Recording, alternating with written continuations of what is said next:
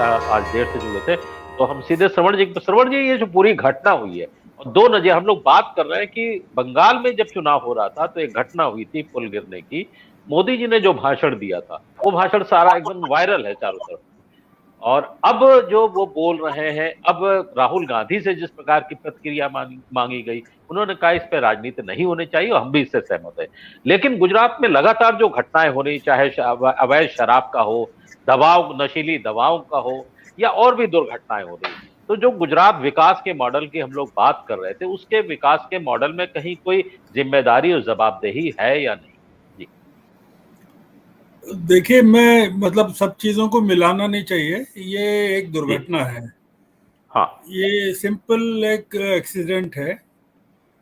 पर इस एक्सीडेंट से और इसकी बंगाल वाली चीज़ों से तुलना भी नहीं करनी चाहिए, और किसी भी चीज़ से नहीं करनी चाहिए। और वो मोदी जी ने जो कहा उसकी तो खैर उस समय भी आलोचना की गई थी और निंदा की गई थी, और अभी भी की जानी चाहिए। उन्होंने जिस तरह से वहाँ बंगाल में उसको सरकार को आड़े हाथों लेने के लिए जो कहा, और राहुल गांधी ने जो प्रतिक्रिया व्यक्त की वो भी बिल्कुल ठीक की है कि एक ह्यूमन ट्रेजेडी है, उस पर पॉलिटिक्स नहीं होना चाहिए। देखिए, इसमें दो तीन चीजें हैं वो हमको समझना चाहिए, जो मैं समझ रहा हूं। मतलब कि म्यूनसिपैलिटी ने जो वहाँ का है मोरबी की, उसने जो ये कंपनी को जिसको कॉन्ट्रैक्ट दिया जनता को, क्या उसके पास कोई अनुभव है इस तरह की चीजों को ठीक करने का कि नहीं है? क्या उसने इस तरह के जो झूले हैं, केबल झूले जो कहे हैं, उनको कभी ठीक किया है क्या? कहाँ कि उसकी जो एक्सपर्टीज है वो ई साइकिल बनाने में, या उसकी जो कंपनी है अजंता जिस नाम से है, तो क्या जांच के दायरे में ये लिया जाएगा कि म्यूनसिपैलिटी ने जो कॉन्ट्रैक्ट दिया वो क्या पॉलिटिकल दबाव में दिया? क्या उस कंपनी के मालिक का जो राजनेता हैं, जो दिल्ली में बैठे राजनेता हैं या अहमदाबाद में बैठे हुए बीजेपी के राजनेता हैं, उनसे कोई संबंध है कि इसके चलते दे दिया? दूसरा ये कि म्यूनसिपैलिटी का कहना है कि हमने फिटनेस सर्टिफिकेट नहीं दिया, उसके बावजूद उन्होंने शुरू कर दिया। तो म्यूनसिपैलिटी के पास ऐसी कौन सी एक्सपर्टीज है कि वो फिटनेस सर्टिफिकेट देगी, या उसके पास कौन से इंजीनियर हैं जो इस बात की जांच कर लेंगे कि हाँ इन्होंने ठीक काम किया?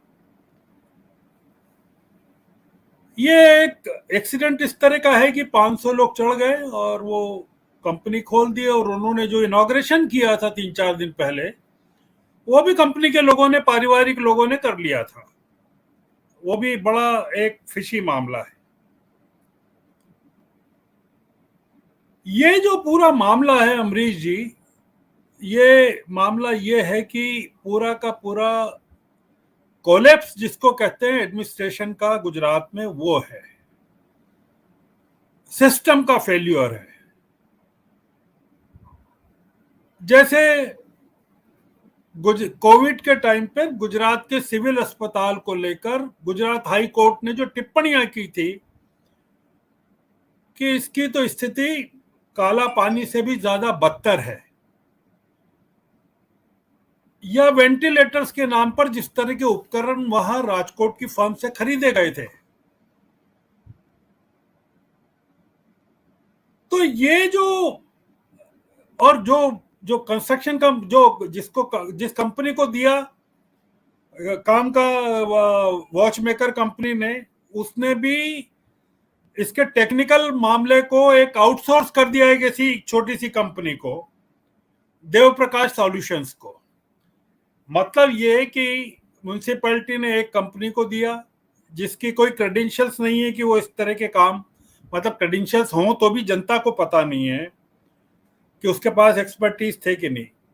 दूसरा ये कि क्या टेंडर बुलाए गए थे इतने बड़े प्राचीन, जिसको जो केबल झूला है उसको, उसके मेंटेनेंस के लिए क्या केबल वो टेंडर आमंत्रित किए गए थे? कि भाई कुछ कंपनियां उसमें बिड करेंगी और उसके बाद इतने बड़े प्रोजेक्ट को, इतने ऐतिहासिक महत्व के ब्रिज को ठीक करने का काम दिया जाएगा। वो भी नहीं किया गया। गुजरात में सारे काम या अधिकतर काम, जो मामला बनता है वो ये कि पॉलिटिकल एफिलिएशंस हैं आपके, अगर आप राजनेताओं को जानते हैं, उनसे पहचान है आपकी दिल्ली में या अहमदाबाद के सत्ता के गलियारों में, तो आपको सारे काम मिल जाएंगे। फिर वो चाहे केबल पुल ठीक करने का हो, झूला ठीक करने का हो, कि वेंटिलेटर्स बनाने का हो, या दवा सप्लाई करने का हो। और इसीलिए आप पाते हैं कि कोविड को लेकर इतने लोगों की जो मौत हुई वहां गुजरात में, वो इस तरह का इंतजाम वहां पे किया गया। आपने एक बात कही कि गुजरात का जो विकास का रोल मॉडल है, विकास का जो मॉडल है, क्या ये उसका फेल्योर है? गुजरात के विकास का कोई मॉडल कभी था ही नहीं। एक फर्जी जैसे कंपनी बनती है, झूला ठीक करने के लिए जिस तरह से फर्जी तरीके से काम किया जाता है, जिसमें कोई पारदर्शिता नहीं होती है, आरोपित है, ऐसा आरोप लगाया जा रहा है, वो तो जांच में पता चलेगा। वैसे ही गुजरात के विकास का रोल मॉडल है। गुजरात के डेवलपमेंट का या सत्ता के, गुजरात में भारतीय जनता पार्टी के विकास का रोल मॉडल ये है कि सांप्रदायिक विभाजन के आधार पर गुजरात में पिछले 24 सालों से 20 सालों से राज किया जा रहा है। और उसी रोल मॉडल को, विकास का जिसको रोल मॉडल माना गया है, उसको दिल्ली ले जाया गया है। और दिल्ली में भी उसी को रोल मॉडल, विकास का रोल मॉडल बना के उत्तर प्रदेश में या देश के अन्य हिस्सों में किया जा रहा है। अगर इतनी बड़ी ट्रेजेडी हो जाए मोरबी जैसी जगह में, एक राष्ट्रीय शोक की या स्टेट के शोक की बात बनती है कि गुजरात में शोक का माहौल बन जाए। हमको तो बताया गया अभी 141 लोगों के बारे में, पर कितने लोग हैं हमको नहीं पता। उस समय बताया जा रहा है कि 500 लोग थे उस झूले पर। इस तरह के जो झूले होते हैं, वो उनमें क्या क्या मेंटेन करना पड़ता है। अभी कह रहे हैं कि वो केबल्स जो थे वो काफी वो क्षमता से बाहर थे, कि वो इतनी क्षमता झेल नहीं पाए।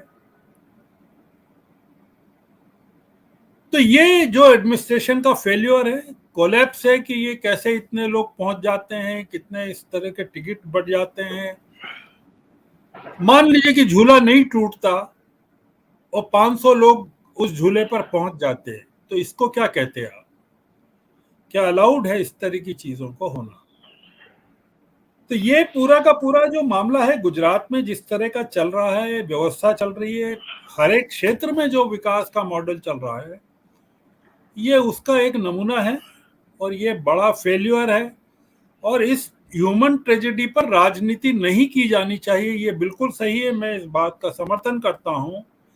ये समय लोगों को सांत्वना देने का, राहत पहुंचाने का है। और राहुल गांधी ने भी अपने कांग्रेसी कार्यकर्ताओं से कहा है कि वो रेस्क्यू के ऑपरेशन में मदद करें। तो ये सारे दलों का काम है कि वो इस काम में कोई राजनीति नहीं करें।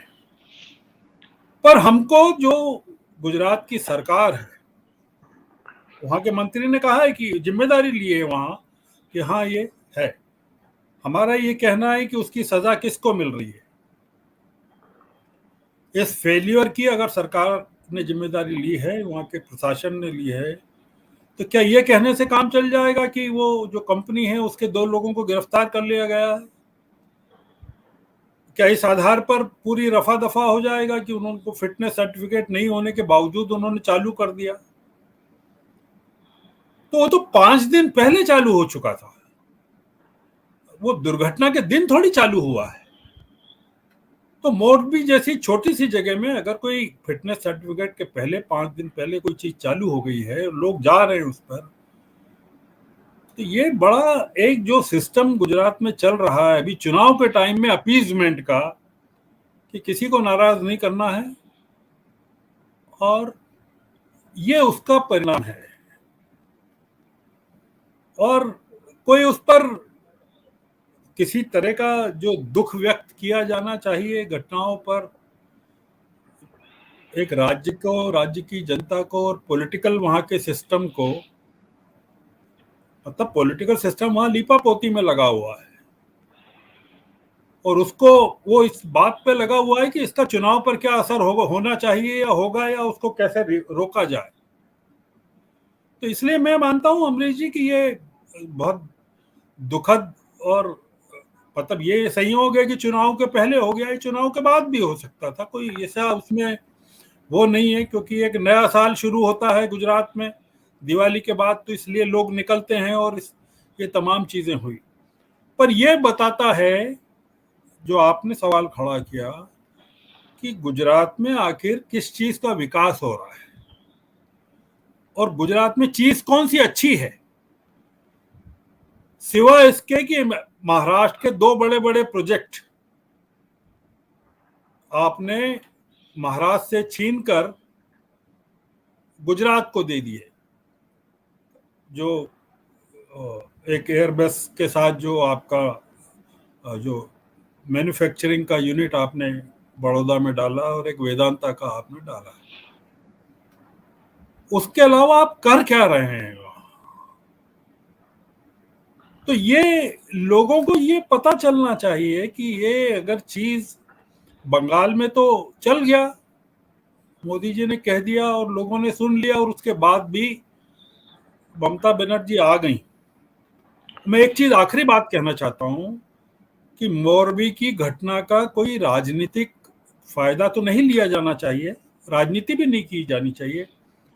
मेरा ऐसा मानना है कि मैं इसको भी वो नहीं कह रहा हूं कि इसका भारतीय जनता पार्टी की राजनीतिक सेहत पर कोई असर पड़ेगा, मैं इसको इससे भी नहीं जोड़ रहा हूं, क्योंकि गुजरात के लोगों को इस तरह से तैयार कर दिया गया है पिछले 20 सालों में कि वो हर एक ट्रेजेडी को, चाहे वो दंगों की ट्रेजेडी हो या कोविड की ट्रेजेडी हो या मोरबी की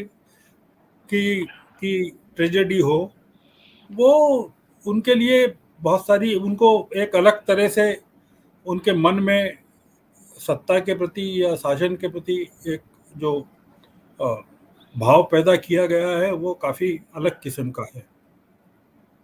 ये घटना किसी गैर भाजपा राज्य में हो जाती है आज, तो हम पता नहीं हम लोगों को क्या क्या जानकारियां ये जो गोदी मीडिया है वो देता, सरकार देती, और किस तरह के राजनीति उस पर की जाती। तो ये जी मैं मानता हूं कि ये बहुत दुखद है, पर इसकी जांच जैसे कि मांग की गई है सुप्रीम कोर्ट के किसी